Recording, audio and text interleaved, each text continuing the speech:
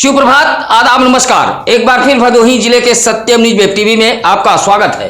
भदोही जिले की तमाम छोटी बड़ी खबरों को लेकर हाजिर हूं मैं नसीर कुरैशी। आज की खबरों की शुरुआत करते हैं इस बड़ी व अहम खबर से।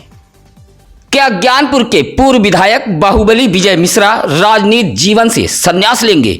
जी हां, ऐसा ही कुछ आगरा जेल से पेशी पर जनपद न्यायालय भदोही आए बाहुबली पूर्व विधायक विजय मिश्रा संकेत देते हुए आगरा जेल के लिए रवाना हो गए। बुधवार को कड़ी सुरक्षा व्यवस्था के बीच बाहुबली पूर्व विधायक विजय मिश्रा की पेशी थी। समर्थकों की भीड़ जमा थी। इस दौरान उन्होंने कहा कि अब न तो एमएलए लड़ना है और न ही एमपी। उम्र 66 वर्ष हो गई है और शरीर अब जवाब दे चुका है। अपने समर्थकों का हाथ जोड़कर अभिवादन करते हुए विजय मिश्रा आगरा जेल के लिए रवाना हो गए। तो ऐसे में अब सवाल यह उठता है कि क्या बाहुबली पूर्व विधायक विजय मिश्रा राजनीति जीवन से संन्यास ले लेंगे, जो चर्चा का विषय बना हुआ है।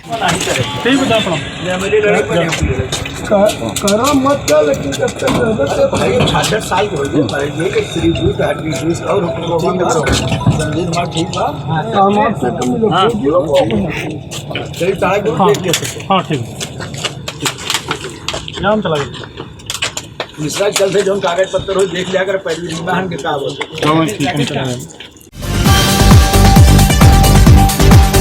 ज्ञानपुर सरपतहा जिला मुख्यालय की भूमि पर ही कुछ लोगों ने अतिक्रमण कर लिया था। जिला प्रशासन को अपनी ही भूमि को खाली कराने के लिए लंबी लड़ाई लड़नी पड़ी। 120B का मुकदमा भी चला। बेदखली के लिए नोटिस भी जारी की गई। बावजूद अतिक्रमणकारी पक्का निर्माण कर अवैध रूप से कब्जा जमाए हुए थे, लेकिन योगी राज में मुख्यालय की भूमि को अतिक्रमण मुक्त कराया गया। गुरुवार को तहसीलदार ज्ञानपुर विजय यादव बुलडोजर लेकर लाव लश्कर के साथ अतिक्रमण वाले स्थान पर पहुंच गए, जहां भानु प्रताप बिंद, सुभाष बिंद, जनार्दन बिंद, अनिरुद्ध बिंद द्वारा किए गए अतिक्रमण को बुलडोजर से ढा दिया गया। इस संबंध में तहसीलदार विजय यादव ने बताया कि अभी और भी अतिक्रमण हटाना बाकी है। शीघ्र ही बाकी अतिक्रमण पर भी बुलडोजर चलेगा। काशी नरेश राजकीय स्नातकोत्तर महाविद्यालय को विश्वविद्यालय का दर्जा दिलाए जाने की मांग अब तेज होती जा रही है। भदोही जिले का हर युवा वर्ग सहित छात्र नेता जनप्रतिनिधि आवाज बुलंद करने लगे हैं। गुरुवार को विश्वविद्यालय बनाओ संघर्ष समिति के शिव शुक्ला, आनंद पांडे, अजीत पांडे, संतोष यादव ने जहां डीएम को पत्र सौंपकर विश्वविद्यालय बनाए जाने की मांग उठाई है, वहीं भदोही नगर पालिका अध्यक्ष अशोक जायसवाल ने भी डीएम को पत्र देते हुए कहा कि कालीन नगरी भदोही जनपद विश्व में विख्यात है। ऐसे में शिक्षा का स्तर जनपद में बढ़े, इसके लिए विश्वविद्यालय की बेहद आवश्यकता है। चेयरमैन ने भी विश्वविद्यालय बनाए जाने की मांग की है। ज्ञानपुर कोतवाली में इंस्पेक्टर अभय कुमार सिंह ने ईद उल फितर व अलविदा नमाज को लेकर दोनों समुदाय के गणमान्य व्यक्तियों के साथ शांति समिति की बैठक की है। इस दौरान उन्होंने साफ शब्दों में कहा है कि कोई नई परंपरा कायम करने की इजाजत नहीं दी जाएगी। ज्ञानपुर कोतवाली इलाके के उन 17 मस्जिदों की सूची भी तैयार की गई है जहां अलविदा जुमे की नमाज अदा होनी है। मस्जिद के जिम्मेदारों के मोबाइल नंबर भी ज्ञानपुर कोतवाली पुलिस ने इकट्ठा कर लिया है। इस दौरान इंस्पेक्टर ने कहा कि नई परंपरा कायम करने वालों के खिलाफ कठोर कार्रवाई की जाएगी। बैठक में कासिम, कृष्णकांत उपाध्याय, वारिस अली, रमेश यादव आदि मौजूद रहे।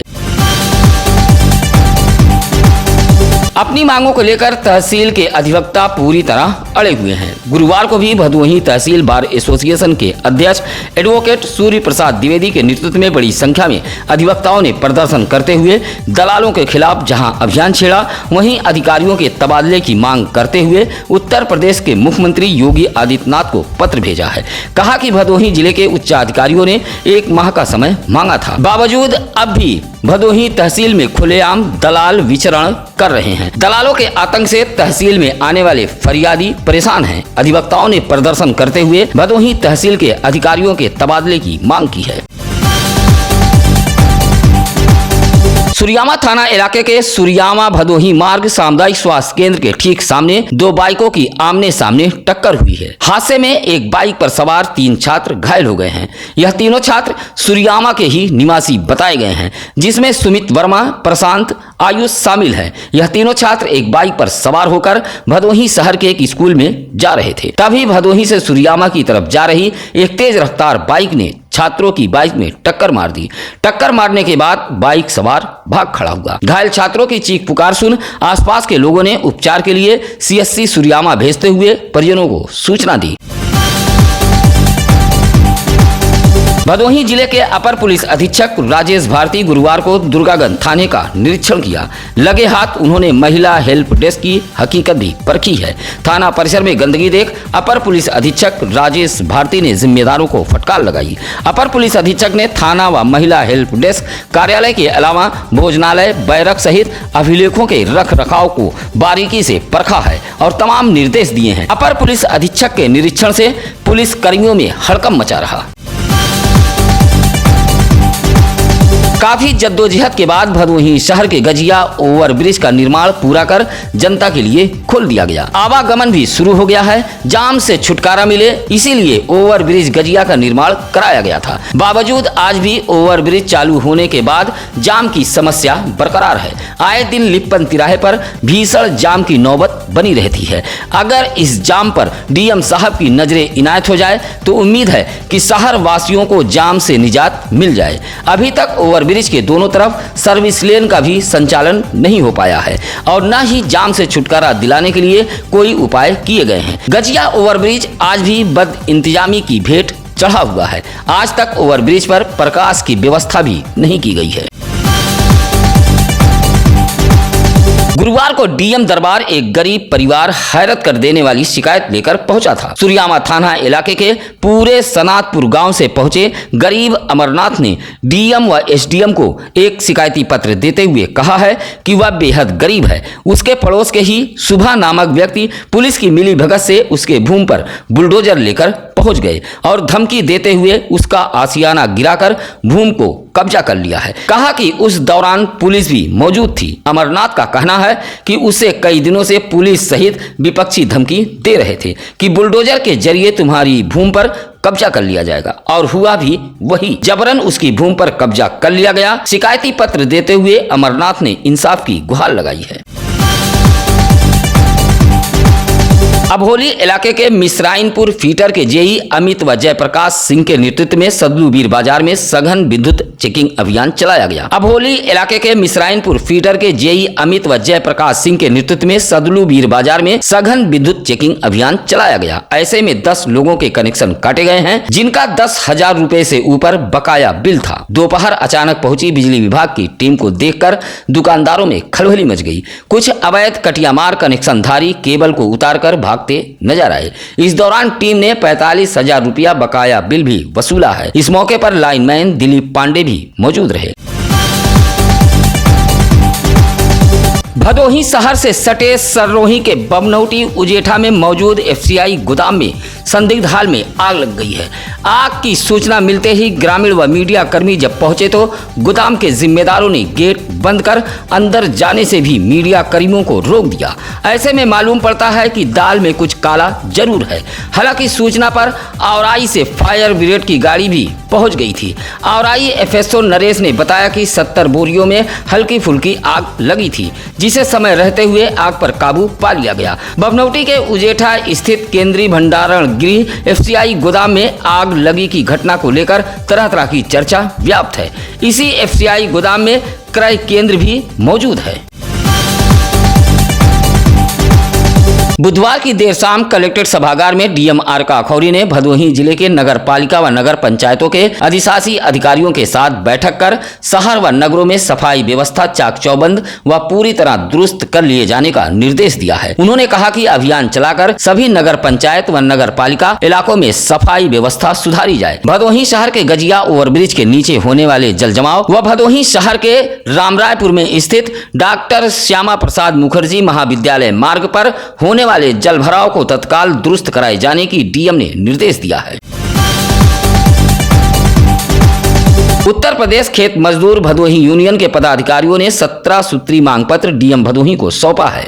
यह मांग पत्र प्रधानमंत्री को संबोधित था। पत्र सौंपते हुए उत्तर प्रदेश खेत मजदूर यूनियन ने मनरेगा मजदूरों को 200 दिन काम के साथ साथ प्रतिदिन 600 रुपया मजदूरी दिए जाने की मांग की है। कहा कि 55 वर्ष की आयु पूरी होने पर खेत मजदूरों को 5000 रुपया प्रतिमाह पेंशन दिया जाए। साथ ही 10 किलो गेहूं व 5 किलो चावल प्रति यूनिट मुफ्त देने की व्यवस्था सरकार खेत मजदूरों के लिए करे। जैसे कई मुद्दों को लेकर उत्तर प्रदेश खेत मजदूर यूनियन ने प्रधानमंत्री को संबोधित पत्र डीएम को सौंपा है।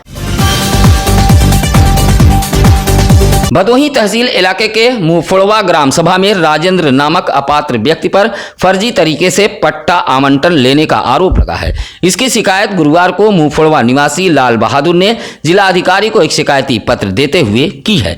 कहा कि कूटरचित अभिलेखों के आधार पर गांव की कीमती भूमि हड़पी गई है। शिकायती पत्र देते हुए लाल बहादुर ने पूरे मामले की जांच कराकर कार्रवाई की मांग की है।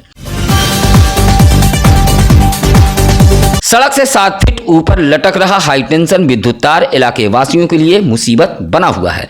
विद्युत विभाग की लापरवाही से कभी भी बड़ा हादसा हो सकता है। मामला भदोही विकास खंड के अहरा राघोपुर मार्ग का है। गांव के प्रभाकर मौर्य, विशाल मौर्य, राकेश मौर्य, अनिल मौर्य आदि ने बताया कि अहरा राघोपुर मार्ग पर 11,000 हाईटेंशन विद्युत तार सड़क से 7 फीट नीचे लटक रहा है। अक्सर मालवाहक वाहन लटक रहे विद्युत तार से टकरा जाते हैं, जिससे इलाके की विद्युत आपूर्ति भी ठप हो जाती है और कभी भी बड़ा हादसा हो सकता है। इलाके वासियों ने लटक रहे विद्युत तार को टाइट कराए जाने की मांग की है।